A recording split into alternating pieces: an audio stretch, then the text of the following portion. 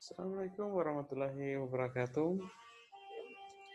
Berjumpa lagi dalam mata kuliah ini. Jadi pada kesempatan kali ini kita akan membahas mengenai prinsip dan konsep keselamatan pasien. Baik, teman-teman sekalian, pada kesempatan ini saya minta untuk tetap menyimak mengenai video penjelasan materi ini. Dan apabila nanti pada saat penjelasan ini berlangsung dan kemudian di sesi terakhir mengalami kesulitan ataupun masih ada yang kurang dimengerti, saya mohon untuk ditanyakan apa yang masih kurang dimengerti. Baik, untuk mengefisienkan waktu, kita akan membahas mengenai prinsip dan konsep keselamatan pasien.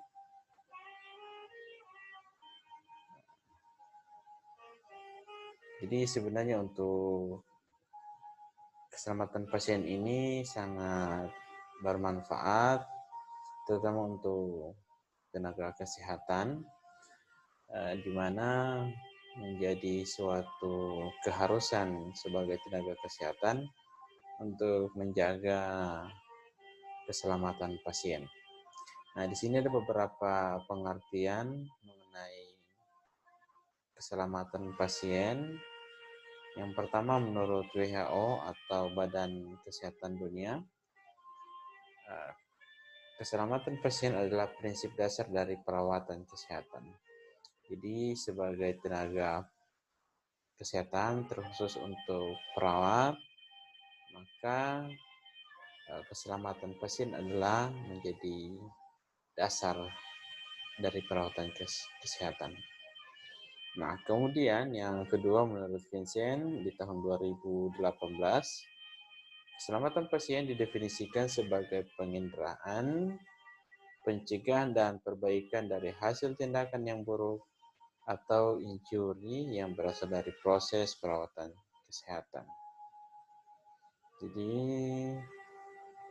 menurut Vincent ini garis besarnya adalah bagaimana kita untuk mencegah ataupun memperbaiki dari hasil tindakan yang buruk ataupun injuri yang berasal dari proses perawatan kesehatan.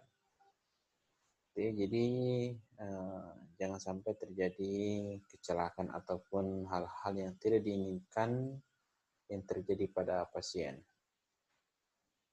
Nah, kemudian yang berikutnya menurut Sunario di tahun 2019, keselamatan pasien adalah tidak adanya kesalahan atau bebas dari cedera karena kecelakaan. Nah, ini kadang pada saat perawatan mungkin ada hal-hal yang tidak diinginkan yang terjadi pada pasien. Jadi yang di luar dari dugaan. Nah, kemudian yang keempat ini adalah menurut KKP RS atau Komite Keselamatan Pasien Rumah Sakit. Di tahun 2018, menurut KKP RS ini adalah keselamatan atau safety adalah bebas dari bahaya atau resiko ataupun hazard. Keselamatan pasien atau pasien safety adalah pasien bebas dari harm atau cedera yang tidak seharusnya terjadi atau bebas dari hal yang potensial akan terjadi. Berupa penyakit, cedera fisik, sosial, psikologis, cacat, kematian, dan lain-lain terkait dengan pelayanan kesehatan. Nah, jadi lebih kompleks lagi dan lebih luas lagi menurut CKP RS. Jadi ini adalah beberapa pengertian menurut para ahli dan organisasi. Ya, dan pada intinya, menurut dari semua ini, definisi ini, yang jelasnya keselamatan pasien itu adalah hal yang utama dan hal yang paling mendasar dari perawatan. Jadi, merupakan suatu kewajiban bagi tenaga kesehatan untuk menjaga keselamatan pasien.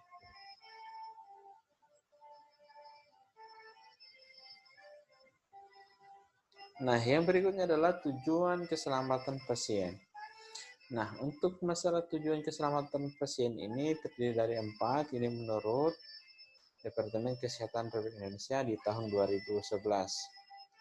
Nah, tujuan yang pertama adalah terciptanya budaya keselamatan pasien di rumah sakit. Nah, inilah tujuan dari keselamatan pasien. Nah, kemudian yang kedua adalah meningkatnya akuntabilitas rumah sakit terhadap pasien dan masyarakat. Kemudian yang ketiga adalah menurunnya kejadian tidak diharapkan atau KTD di rumah sakit. Nah, keempat adalah terlaksananya program-program pencegahan sehingga tidak terjadi pengulangan kejadian tidak diharapkan. Jadi ini adalah tujuan dari keselamatan pasien. Yang pada intinya adalah bagaimana kita sebagai tenaga kesehatan untuk menjaga keselamatan pasien. Jadi adapun hal-hal yang tidak diinginkan itu bisa kita cegah dan kita hindari. Nah, kemudian yang berikutnya adalah ini berkaitan dengan standar keselamatan pasien. Nah, ini menurut Departemen Kesehatan Republik Indonesia di tahun 2011 terdapat 7 standar keselamatan pasien. Yang pertama ini adalah hak pasien. Jadi untuk standar keselamatan pasien yang pertama adalah hak pasien. Jadi berkaitan dengan hak pasien ini tentunya sudah kita tahu bersama bahwa ada beberapa yang menjadi hak pasien serta ada juga yang menjadi kewajiban pasien. Nah, untuk hak-hak pasien itu salah satu contohnya adalah mendapatkan perawatan. Ya. Nah, kemudian yang kedua adalah mendidik pasien dan keluarga. Nah, jadi kalau untuk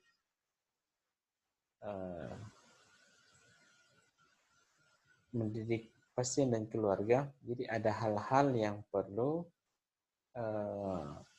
keluarga lakukan terhadap pasien tersebut. Jadi tidak selamanya untuk dilakukan oleh tenaga kesehatan atau tenaga perawat. Nah, salah satu contohnya adalah ketika ada pasien yang selesai operasi atau yang lainnya, ketika dipasangkan urin bag, maka keluarga pasien akan dilatih atau dididik untuk bagaimana caranya untuk membuang dari urin bag tersebut. Jadi tidak harus lagi tenaga keperawatan. Nah, kemudian yang ketiga adalah keselamatan pasien dalam kesinambungan pelayanan. Nah, ini juga yang menjadi hal yang terpenting untuk keselamatan pasien. Nah, kemudian yang keempat adalah penggunaan metode peningkatan kinerja untuk melakukan evaluasi dan program peningkatan keselamatan pasien. Jadi penggunaan metode ini yaitu salah satunya adalah untuk meningkatkan kinerja.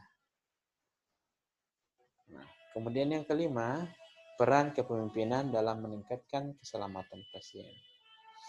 Nah, ini juga berkaitan dengan seorang pemimpin, bagaimana caranya menjadikan bawahannya itu agar lebih baik lagi untuk bekerja. Nah, tentunya dalam standar keselamatan pasien ini adalah meningkatkan keselamatan pasien.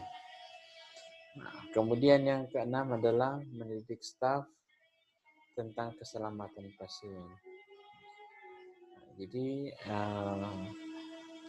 merupakan salah satu contohnya mendidik staf tentang keselamatan pasien ini sangat penting. Nah, kemudian standar yang ketujuh adalah komunikasi merupakan kunci bagi staf untuk mencapai keselamatan pasien. Jadi untuk sebagai tenaga kesehatan, komunikasi ini adalah sangat penting dalam berkomunikasi ataupun dalam melakukan perawatan terhadap pasien.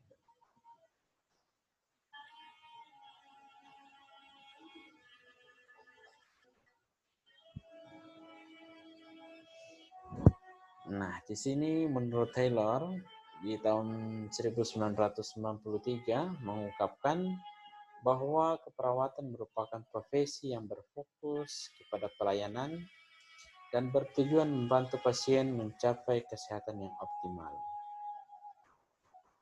Jadi ini adalah pekerjaan atau profesi yang sangat mulia karena setiap pasien, setiap keluarga, setiap masyarakat menginginkan keluarga atau masyarakatnya itu menjadi sehat. Nah, tentunya yang melakukan perawatan adalah tenaga kesehatan, khususnya tenaga keperawatan. Oleh karena itu, pada saat memberikan asuhan keperawatan kepada pasien, perawat harus mampu memastikan bahwa pelayanan keperawatan yang diberikan mengedepankan keselamatan. Jadi dalam hal ini tidak boleh membeda-bedakan antara pasien satu dengan yang lain, tetapi mensamaratakan dan kemudian berusaha semampu kita, bekerja dengan ikhlas, bekerja dengan hati nurani, tentunya untuk keselamatan dari pasien tersebut. Nah, pasien yang datang kita anggap sebagai keluarga kita sendiri. Kenapa demikian? Karena jika pasien kita anggap sebagai keluarga kita sendiri, maka kita bekerja dengan setulus hati dan sebaik-baiknya. Perawat harus memiliki kesadaran akan adanya potensi bahaya yang terjadi di lingkungan pasien. Melalui pengidentifikasian bahaya yang mungkin terjadi selama berinteraksi dengan pasien selama 24 jam. Nah, berkaitan dengan ini, kadang terdapat hal-hal yang di luar dari dugaan. Bisa saja ini berkaitan dengan ancaman dari luar yang bisa mengganggu keselamatan pasien. Nah, kemudian adapun hal-hal lain yang di luar dari dugaan bisa terjadi, yaitu ketika tenaga kesehatan atau tenaga perawatan ketika memasuki salah satu contoh ruang perawatan atau ruang inap, ada alat-alat kesehatan yang dibawa pada saat melakukan pemeriksaan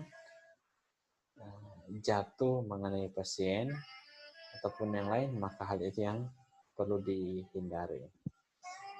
Kemudian, karena keselamatan pasien dan pencegahan terjadinya cedera merupakan salah satu tanggung jawab perawat selama pemberian asuhan keperawatan berlangsung.